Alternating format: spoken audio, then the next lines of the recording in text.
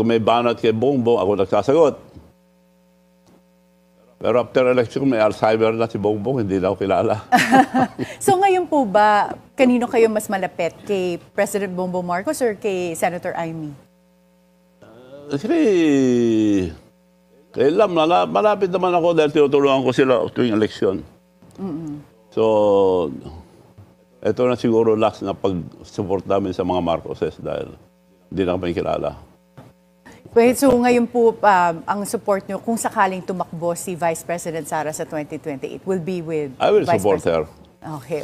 Rare siguro na tao na meron kang pagkakaibigan kay President Bongbong Marcos at saka kay Vice President Sara. Sinubukan niyo po ba silang ipag-ayos simula nung nagkaroon ng hidwaan itong unity team?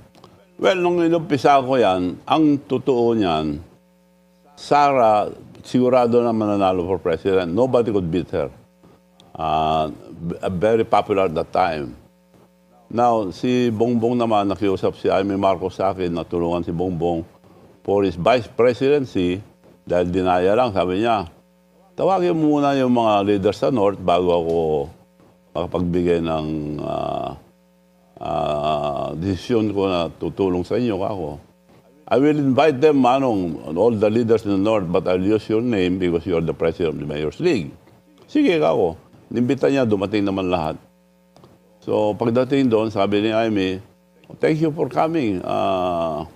So we could start the early campaign of Bongbong for Vice President. Dinaya lang eh, sabi niya. But Manong Chavez sa plan. Manong, can you tell us a plan?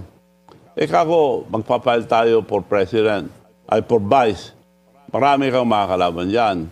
Kung ang gusto kong mangyari, mag-file tayo ng for President, wala pa na magpapile eh.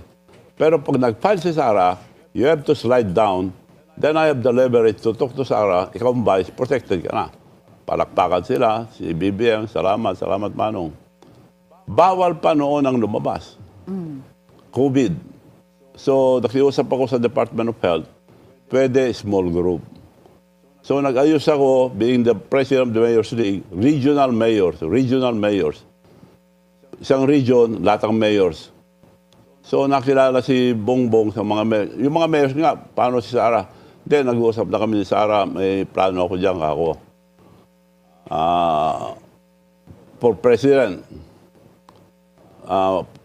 Sara for president eh. Hindi, okay lang yan ako. So, naka-ready naman, nakako naman si Bongbong mag-slide down.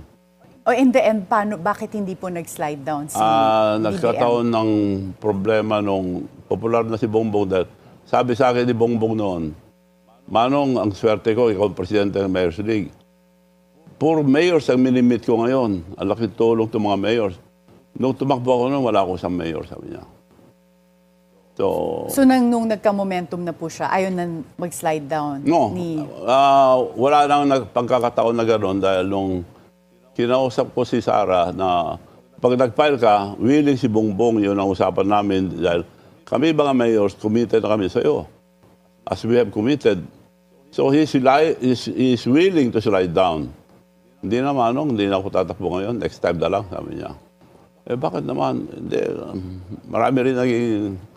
Hindi ko na makwento yung mga nangyari eh. So, ayaw na niya. So, in the end... So, kako kay Bongbong, bingo ako. Wala ka ng kalaban. Yung pinakamalakas for president, ayaw na tumakbo, di good for you. Tuwan-tuwa siya. Tuloy-tuloy na kami lahat. Tuloy-tuloy. Ako lahat ang... Ginamit lahat ang aeroplano ko, kasama ko siya, ako nagkukontak sa mga mayors, ako nag-arrange lahat, support. Pag may banat kay Bongbong, ako nagsasagot. Pero after election, may Alzheimer na si Bongbong, hindi na ako kilala.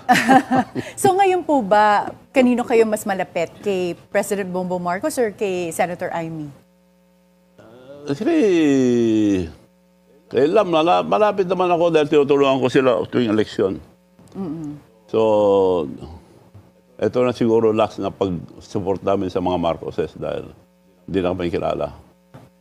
Wait, so ngayon po, ang support nyo, kung sakaling tumakbo si Vice President Sara sa 2028, will be with I will Vice support her.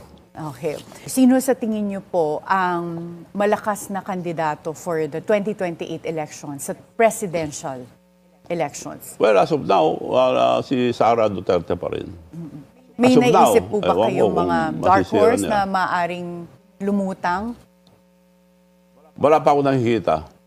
Depende lahat sa impeachment na mangyayari. Dahil kung masira nila si Sara o hindi. Pero malakas pa rin si Sara. Na nakita mo, nag-impeachment. Lahat yung in-endorse ni BBM, bumagsak. Lahat in-endorse ni Duterte, umangat. Palagay That's a niyo po protest against the ba, Marcoses. nagulat pa po ba kayo nung nagkaroon ng watak-watak sa unity team? Nung Yes. nagkahidwaan? Yes, dahil sumama ako dyan, dahil unity eh. Pagsasama. Yun ang palagi kong kasama sa leadership ko sa Ilocos Sur. Lahat ang nakalaban ko, kaibigan ko eh. Right after election, I reach out. Pinakaibigan ko sila. Now, you can criticize me, but gusto ko yung constructive criticism. Sige, banatan niyo ako. Ituro niyo ako kung anong gusto niyo gawin para matulungan natin ang ating bansa ako. I like criticism, but it should be constructive criticism, hindi yung... Meron kasi mga attack dog dyan na banat ang banat.